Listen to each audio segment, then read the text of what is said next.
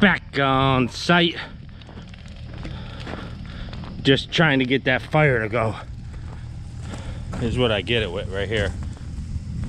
Fire it up, let it sit in there, finally getting the greenage to go. After it simmers out, you know, it's tough to get them going the next morning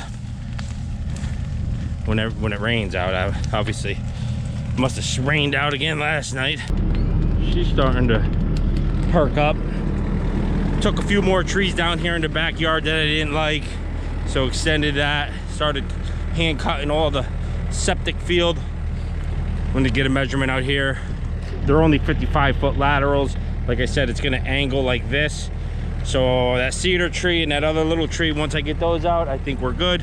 Got my pile of stumps there. Still working those. After this starts to dry up from the heat, just rotate it into itself. Keep it going, because those, once the leaves burn off, she tends to go out.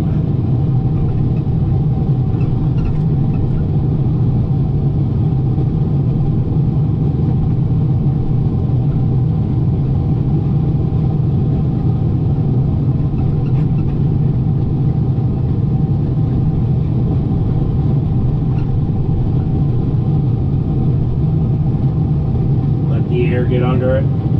Pump it a couple times.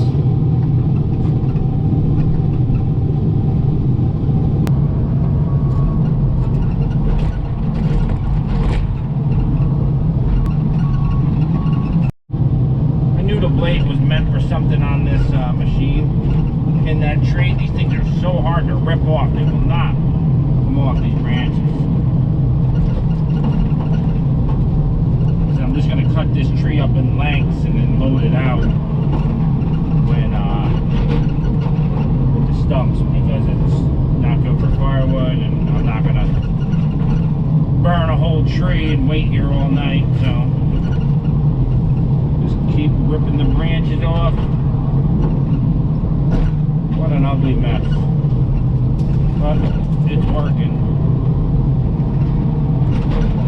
The blade is working.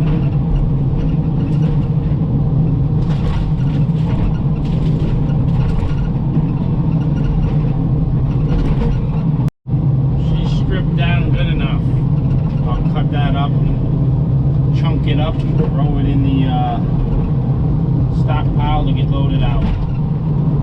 One thing about the cedar, it does smell nice. Smells like Christmas time. Ho ho ho! Alright, so heading to lunch. Got everything cut. The septic field is cut. Everything is cut. Couple dead trees, big ones here like this. We're probably going to take down with the 160 when we come to do the lot. And this one here, which I really do like that tree. It's got that cave in the bottom, which that will live another 100 years probably. But I actually seen one that has a cave in it that you could actually sit in it. It's pretty cool. But yeah, that tree's healthy. I don't know. A little close to the house though. Hello? Anybody in there? All right. All cleared. Fire's burning down. My stumps are piled. My wood is piled over there. A lot of ruts. It's not really drying out too well, but although it's not sunny either.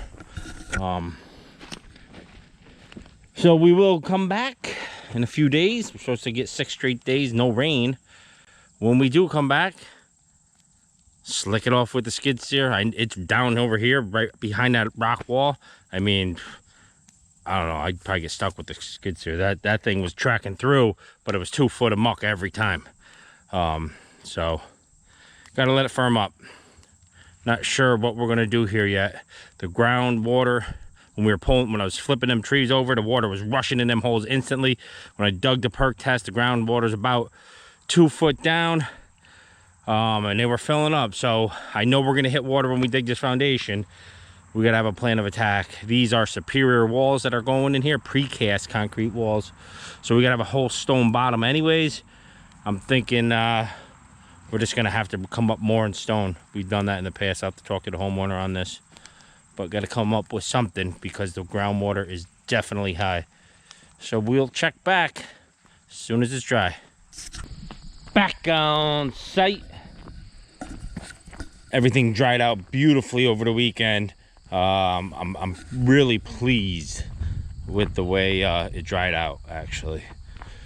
So today's focus is just just grab a couple extra logs here that's laying around. We'll put them into the pile over there, clean the site up, consolidate this stump pile a little bit better, and grade out.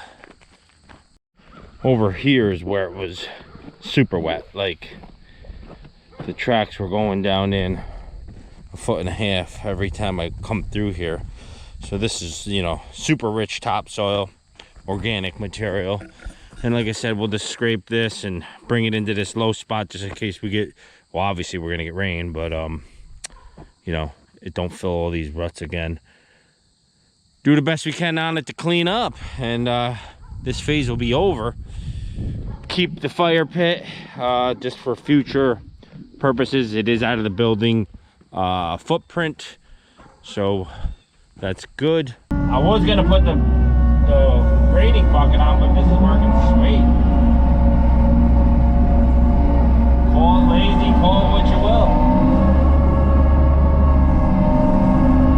Just knocking down the ridges.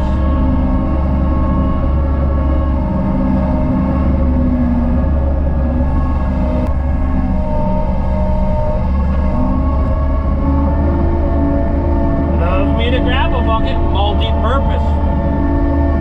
You gotta get one with the cutting edge on the front and the teeth though, that's for sure.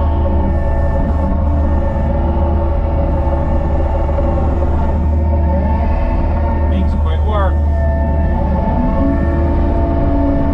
And not moving the material, it's going through the bottom, taking very little with me.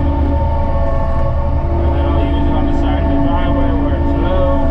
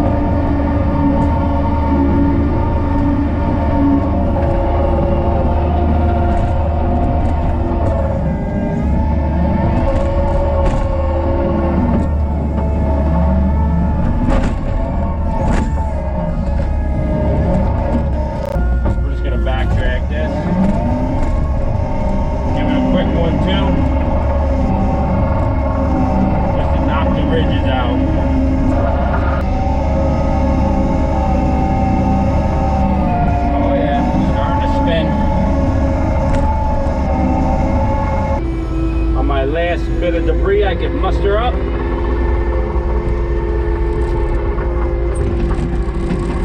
Throw this stuff in the junk pile. Really not much here. That's good.